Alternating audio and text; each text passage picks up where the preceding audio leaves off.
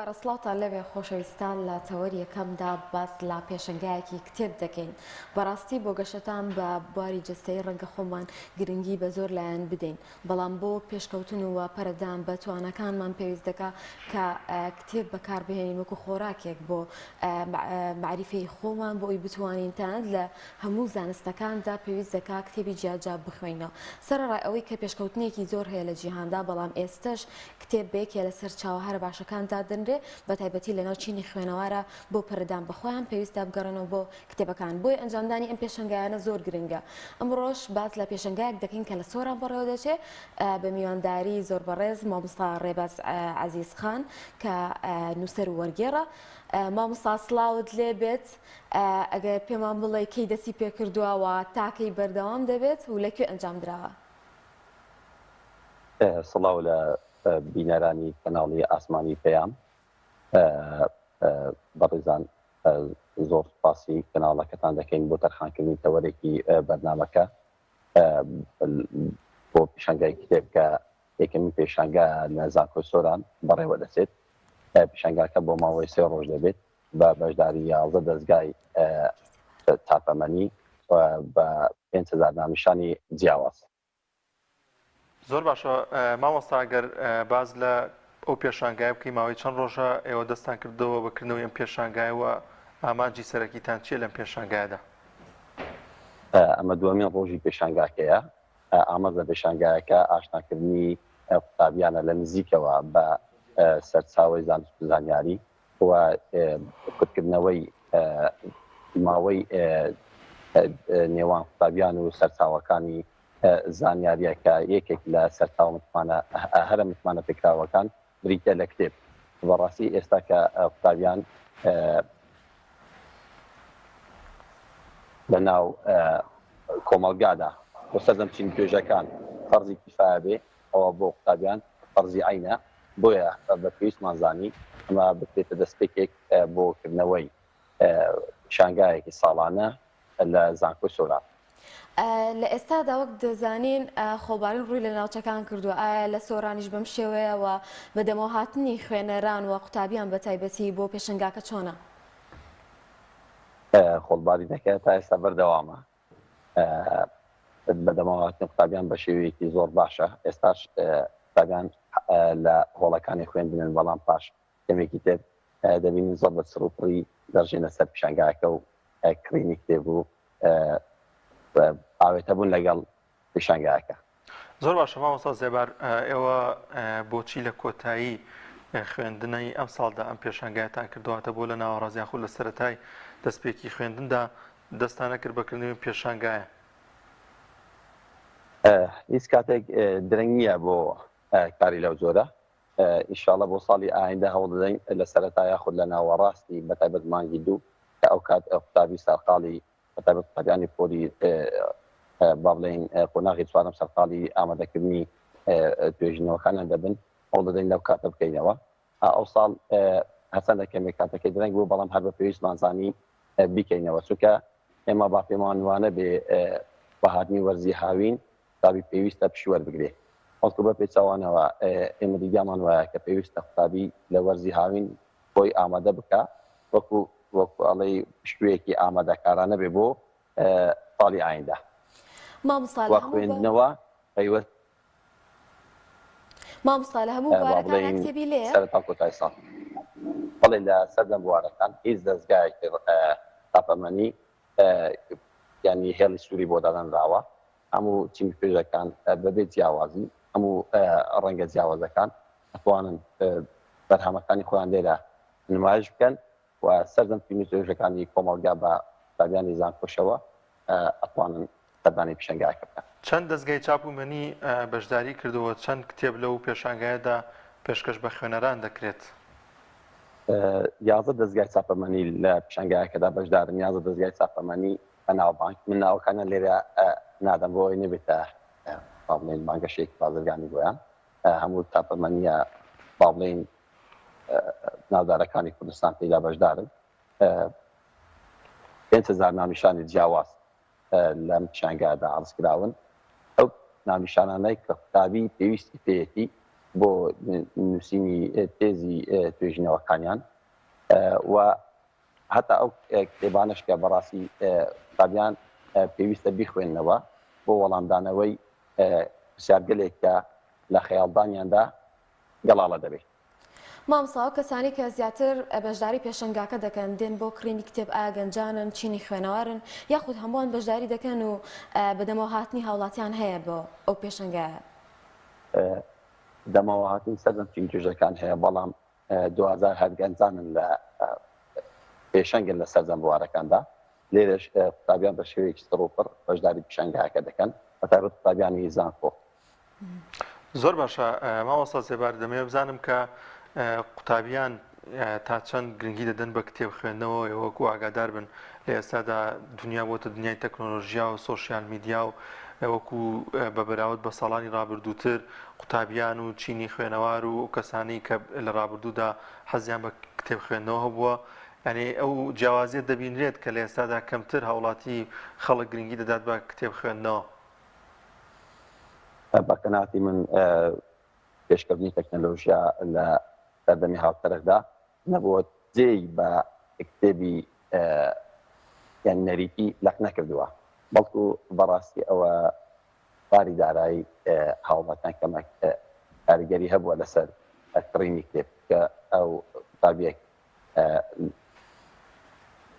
بۆ نمونە ئەگەر 5 کتێبی پێویست بیت ئەوە پێویستی بە خەرجیە تابیکڕیت بەڵام لەگەڵ ئەوەشدا ئێمە لە ناو بڵین هەرەمی زانکۆ سۆران ڕۆژانە دەیان و سەدان قوتابیمان دەبینین بەقاڵی کتێب خوێندنەوەیە بەبێ ئەوەی وەکو ئەرکێک پێش پێدرابی ینی لە پاڵ ئەرکە زانستی و ئەکادیمیەکانی زانکۆی ئەوە سەرقاڵی خوێندنەوەی کتێبە جگە لەوەش دەیان قوتابیمان هەیە کە بەهرەمەندە لە بواری نووسین کتێب نووسین لە ڕۆمان نووسین ئێستاش بەردانکردنی ئەو ژمارە زۆرەی قوتابیان بۆ شانگایەکە سەلمێنێتی ئەوەیەکە کتێب بەڕاستی جێگەی ناکرێت بە پێشکەوت.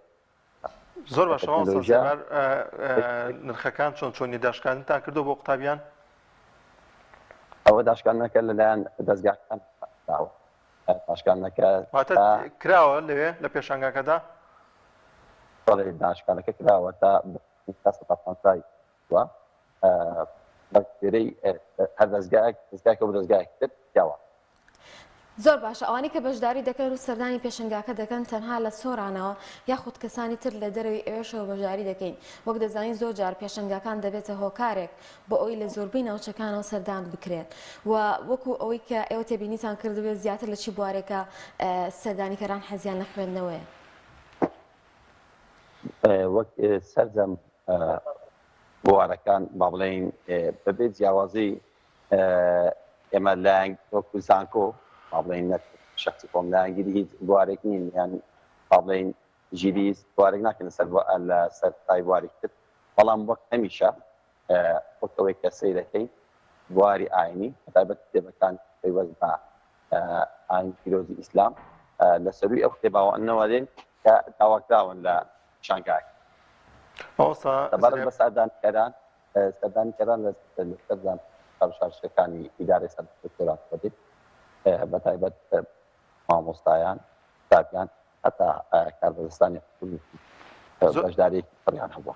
زۆر باشە مامۆستا زێبار وەکو نووسەرێک وەرگێڕێک تا چەند گرنگە قوتابیان سوود وەربگرن لەو پشووەی کە لە هاویندا هەیە سەبارەت بە خوێندنەوەی کتێب و گرنگیدان بە کتێب خوێندنەوە؟ من لە سەرەتای قسەکانمدا باسم کرد کە بەڕاستی قوتابیان نابی لە پشووی هاویندا خەریکی پاڵدانەوە بن و ئەو مانایە کە بەڵێ ئەگە کە داوامی فەرمی نەما ئەوە پێویست بە خوێندنەوە ناکە بەڵکو بە پێچاوانەوە دەستەتێکی باشە پشووی هاوین دەستەتێکی باشە بۆ پێگەیاندن و تێگەیاندن و خۆپەرچەکردن بە تەکی زانست ئەوش لە ڕێگەی یەکێک لە متمانە پێکراوترین دەرچاوەکانی زانست و زانیاریەوە دەکرێت کتێب. مامۆستا نووسەران و وەرگێڕان لە کوردستاندا تا چەنە گرنگی بەم پێشەنگایانە دەدەن؟ ئایا بەشداریان هەیە سەرڕاوی کە بۆ نمونە لە بوارەکانی ترا گرنگی دەدەن بە کتێب دێن بۆ ئەم پێشەنگایانەوە ببنە ڕێنیشاندەرێک بۆ ئەو کەسانی کە ئەیانەوە لە بوارێکدا پەرە بەخۆیان بن و کتێبێک هەڵبژێرن کە لەسەر خواستی خۆیان بێوە گرنگی زیاتری پێ بدەن؟ نووسەران وەرگێڕان منی قۆمیەکم لەوانێک کە بەشداری هەیە پێشەنگایەکە ئەو نووسەران وەرگێڕان ئەوە باڵین بەتایبەت نووسەران وەرگێڕان سووری دارەی کوردستان بەشداریشی بەرساویان هەبووە لە پێشەنگایەکە. زۆر باشە، ئەم خۆڵبارینەی کە لە ئێستادا هەیە نابێتە ڕێگر بۆ داخستنی پێشانگەکەتان لێرە لە سلێمانی فستیڤاڵێکی تام هەبوو بۆی ئەم خۆڵبارینەوە داخرا بۆ نمونە لەوێ ئەم خۆڵبارینە ناگاتەوەی کە ئێوە پێشانگەکەتان دابخەن؟ خۆڵبارینەکە باڵین بڕیەکێکە مەکتەبتر بووەتەوە ئەستەکەم بۆ ئێوارە لەوانەیە کەمتر ببێتەوە بۆیە پێشەنگایەکە بەردەوامی دەبێت. مامۆستا ئێوە بیرۆکەتان چۆنەوە سەبارەت بە داهاتوو؟ ئایا دەتانەوێت پێشەنگای زیاتر یاخود لە بواری کتێب و خوێندنەوەیە چالاکیتان هەبێت لە سۆران بە تایبەتی؟ زانکۆ سۆران ئەگەر بڵێن لە ماوەی ئەم ساڵەدا زۆرترین چالاکی ئەکادمی زانستی ڕۆشنبیری کەلتوری هەبووە. یعنی ئەگەر بڵێن یەکێکە لە ساڵە چالاکیەکانی تەمەنی زانکۆ سۆران بۆ ساڵی ئایندەش بێگومان یعنی بە بەرنامەی تۆکمەتر ئەم پیشەنگایانە ئەکرێنەوە. ئێستا بۆ ئەم مانگی کۆتایی با بڵێن کە مانگی 56 زۆرترین چالاکی زانستی ئەکادمی با بڵێن داوخۆی نێودەوڵەتی هەبووە لە زانکۆ سۆران. ئەم پیشەنگایەش یەکێکە لە نیاییەوە با بڵێن بۆ ساڵی ئایندە ئامادەکاری باشتر و لەسەر ئاسێکی داوانترش دەبێت. لەکردنەوەی ئەم جۆرە پێشانگانەدا تا چەند گرنگە لایەنە پەیوەندیدارەکان وەزارەتی خوێندنی باڵا ڕۆشنبیری هەماهەنگی و هاوکاری ئێوە بن بۆی کە بتوانن پێشانگای گەورەتر ئەنجام بدەن و بتوانن سوودی زیاتر بە تەواوی چین و کەسەکانی دیکەینێ و کۆمەلگا بگەن بەتایبەت لەو ناوچەی سۆراندا دواتە تەنها ئەم پێشانگایانە بۆ قوتابیان نەبێت دواتە شتەکە زیاتر گەورەتر بکرێت. وەڵام ئێمە زانکۆ بە بەرزترین پێگە و ناوەندی ئەکادمی دەزانین هەرواشە هەماهەنگی لە نێوان دەستگاکانی دامەزرا و دەستگاکانی حکومی زۆر گرنگە بۆ ئەوەی بەڕاستی کارەکانمان زیاتر جێگا بگرێ بەرهەمی باشتر بێ و سوودیشی زیاتر بێ. بەڵام لەگەڵەوەشدا بەڕاستی ناکرێت ئێمە دەستەوەستان بوەستین بۆەوەی ئەگەر کارێک بەتەنیاش پێمان بکرێت تاوەڕێ ئەوانی تر بکەین. بۆیە پێمان وایە لە زانکۆ سۆران ئەوەی لە توانای ئێمەدا بێ بەجددی هەوڵی بۆ بدەین بۆ خزمەتی قوتابیان و زانستخوازانی لەبەرەکە. مامۆستا لە کاتی کردنەوەی ئەم جۆرە پێشەنگایانە لە سنتەری شار زۆر گرنگی دەدرێت بە بوونی چالاکی تر. لەو پێشەنگایی کە ئێوە ساسان کردووە هیچ چالاکیەکی تر لە خۆ دەگرێت یاخود لە داهاتوودا کار لەسەر ئەوە دەکەن کە بۆ نمونە سمیناری تیابێ یاخود چالاکی هونەری بۆ ئەوەی خوێنەران بە گروتینێکی زیاترەوە بەشداری لەو پێشەنگایانە بکەن؟ ئێمە ڕۆژانە سمینار وەرکشۆپ دیداری نێودەوڵەت سیمپۆزیۆمی نێودەوڵەتی کۆنفرانس هەیە. یعنی بۆ نمونە لەم مانگە زیاتر لەوانێ لە 8 سیمپۆزیۆم لەسەر ئاسی نێودەوڵەتی لە سۆران کرابی ئەو هەفتەیە و هەفتەی داهاتووش هەیە لە فاکڵتیەکانی یاسا، هەندەسە، ئاداب، پەروەردە، زانست.